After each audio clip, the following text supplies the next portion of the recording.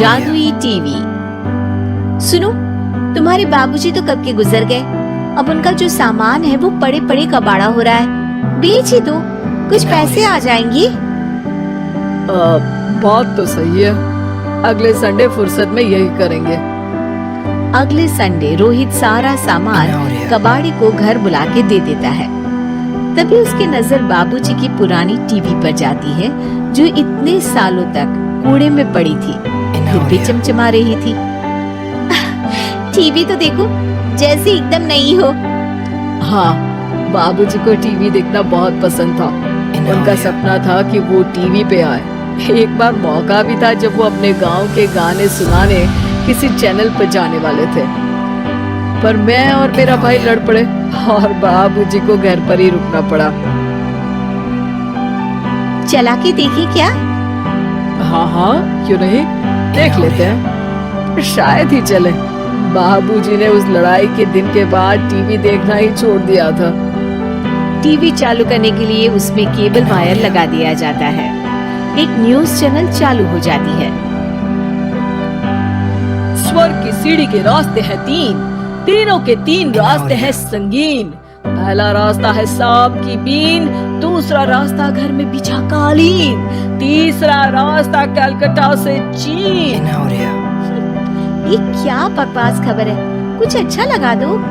अरे आप बोलो तो सही, कोई अच्छी खबर सुना देता हूँ, मेरा तो काम ही खबर देना है। अरे बाप रे, टीवी बात कर रही है। हाँ, ये न्यूज वाला मुझसे। हाँ, आपसे ही तो बात करूंगा ना, आपके घर में हूँ तो। ये सपना है क्या? तुम हमसे बात नहीं कर सकते? अरे सपना नहीं भाई साहब, ये टीवी जादुई टीवी है। बोलो क्या खबर सुननी है, वरना ब्रेक लेने का टाइम आ जाएगा। सुप्रिया घबरा के टीवी बंद कर देती है। वो क्या था? अरे एक बार और चालू करके देखे, इससे बात करेगा तो चैनल बदल देंगे। सुप्रिया फिर टीवी चालू कर देती है।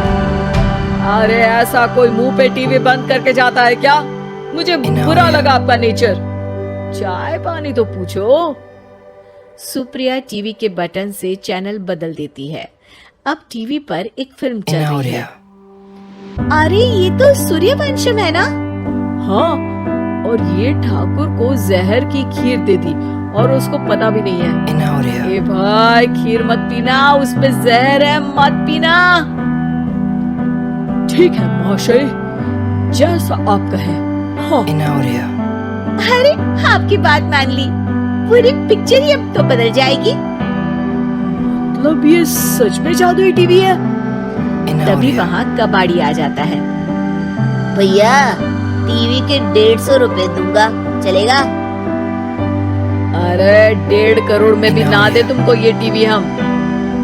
अरे 1.5 करोड़ खरीदने को होते तो तुम्हारे घर में ये पानी चाय नहीं पीता, अंबानी या टाटा के घर बैठा कोल्ड कॉफी पीता।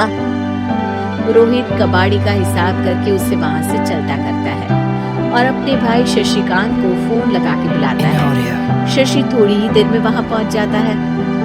क्या हो गया भैया? ये बाबूजी का टीवी याद है? हाँ, जिसमें घुसे रहते थे हमेशा वो, और अपने को कुछ नहीं देखने देते थे। अरे वो अब जादुई टीवी बन गया है। भैया, आपकी बकवास करने की आदत अब तक नहीं गई। अरे आपके घर में बच्चे हैं, अब तो बड़ों जैसी बात करो। रोहित जाके टीवी चालू कर देता है। टीवी पर एक जादू का शो हो रहा है जिसमें एक जादूगर है। अब मैं अपनी टोपी में से कबूतर निकालूंगा।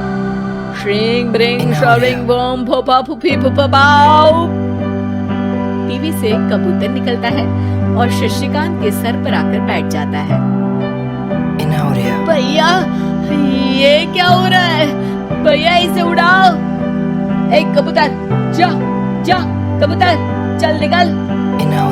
अब मैं टोपी में से सांप सुनते ही शशिकांत कांप जाता है और भाग के टीवी बंद कर देता है। भैया, सॉरी भैया, मैं समझ गया ये सच में जादुई टीवी है, पर एक बार और ट्राई करते हैं। पर भाभी, कोई दूसरा चैनल लगा हुआ में डर ना लगे। सुप्रिया टीवी चला देती है और न्यूज लगा देती है। अरे कितने दिनों बाद मुझे याद आया, बताइए क्या खबर सुनाओ। और ये नया आदमी कौन है? ये मेरा भाई है शशिकांत। ओह यस, वही है ना जिससे तुम लड़ लिए थे किसी बात पे और तुम्हारे बुढ़ाओ पिताजी गुस्सा हो गए थे और टीवी को संन्यास दे दिया था। हैं? तुमको कैसे पता ये सब? इस टीवी में रहने वाले आदमी से लेकर कबूतर तक को तुम्हारे बाबूजी और तुम्हारी बातें पता है, इसलिए तो ये जादुई टीवी है। ये टीवी क्या कर सकती है वैसे?